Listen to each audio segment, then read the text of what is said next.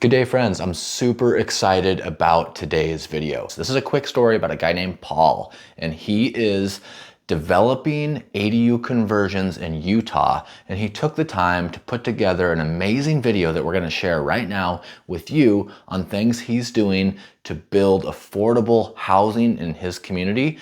I can't wait for you guys to see this video.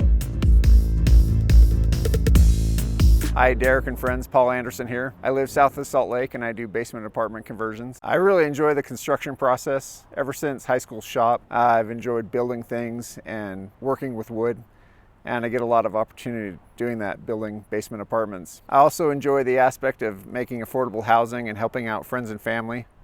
So today I'm going to show you two projects I've done in the last couple of years and some tips and tricks on how I've saved some money doing them.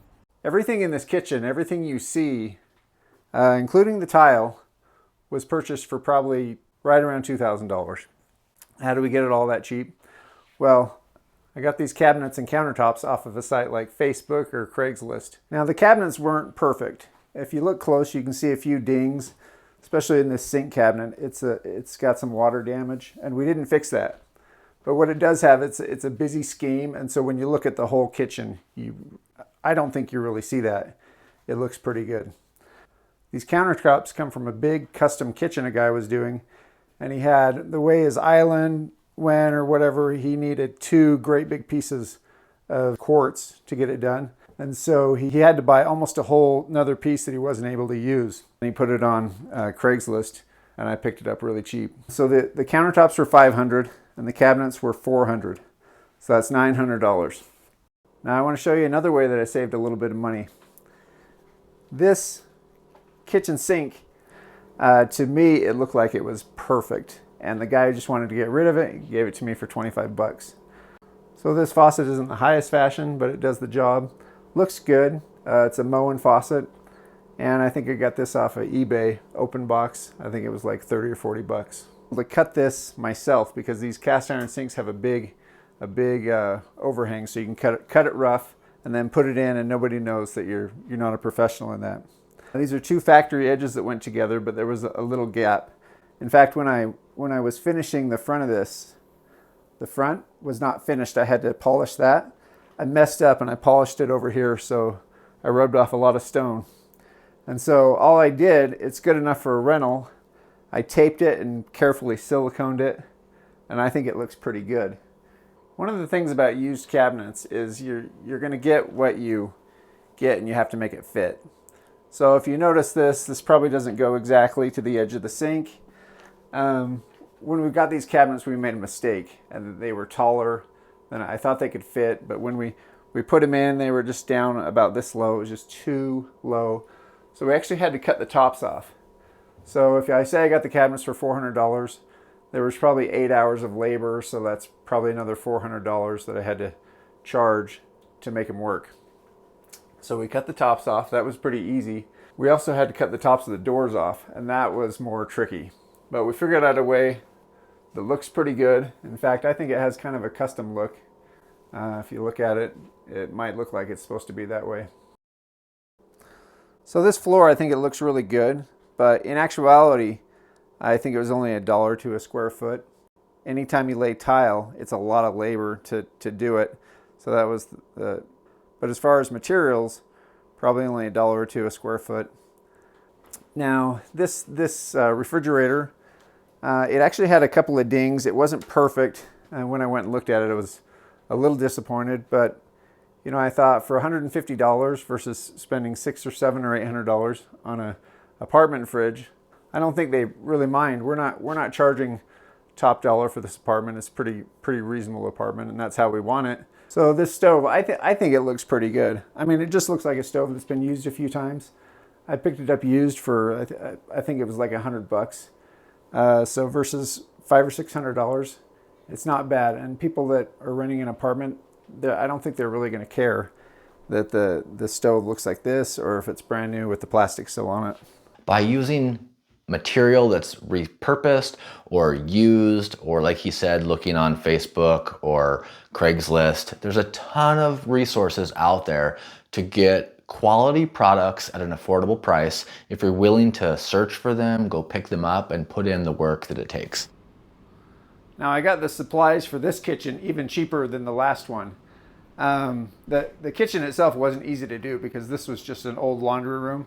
So it had tons of utilities and we had to be really careful about how we added things in. But as far as the supplies, it was really cheap. And the key was these cabinets here, these cabinets and countertop.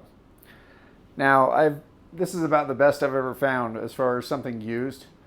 What happened is it came out of a house. These people wanted to build a $5 million house. So they started with $1 million, $1.5 million house, tore it down, and so they sold everything in it. We bought quite a bit of stuff from them. This was a laundry room. What we did was we cut out one of the cabinets. That made space for a dishwasher, and then we had to cut off both sides. The sink was already installed, perfect looking sink. So this was really a home run deal that you don't come across very often. But you can come across good deals if you look. Usually when I look for a kitchen, you can find one right away, or it can take 3 or 4 days. It can take a week. It depends. You just have to keep looking back. And the best deals like this usually go fast. What was funny was this one stayed on for 2 or 3, 4 days before it sold, and I'm surprised that I got it, but we did. Again, we saved money here. This is a Moen faucet, $125 in the store, $60 here off of eBay. What I wanted was a chrome faucet, and so I wasn't really picky, but I think I found a good one, and it was an open box. The stove was like $100 or under. The microwave, I think this is a pretty good looking microwave. I think it was $75. This cabinet here, now this we're going to put a solid surface on this. I'm just finishing up this job. But this cabinet was $125. And then the fridge, this is an older fridge that the owner had that he's using for a while. Eventually he'll get a better fridge, but it was free to him. We didn't have a lot of space in here. We were constrained between where the electric box is up here and where we wanted to fit our washer and dryer in here. So our space was really narrow for 2 cabinets, a sink, and a dishwasher. And so to make a partition, the city required us to make a partition, and you'd want to anyway, between the washer and dryer and the sink. So we just used an old door. This is just an old door that we repurposed. And doors are actually pretty strong, and so we were able to make a good strong partition in just 1.5 inches. Like I say, this was just a utility closet. It's perfect for a little pantry. The kitchen's got to have a pantry, and that's what we need. One thing I didn't realize with this microwave, you have to have something to bolt a microwave to.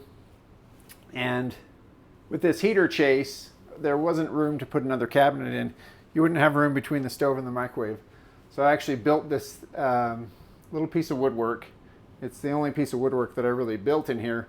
But I tried to make it so you could put pans above here for the stove, pans and things like that.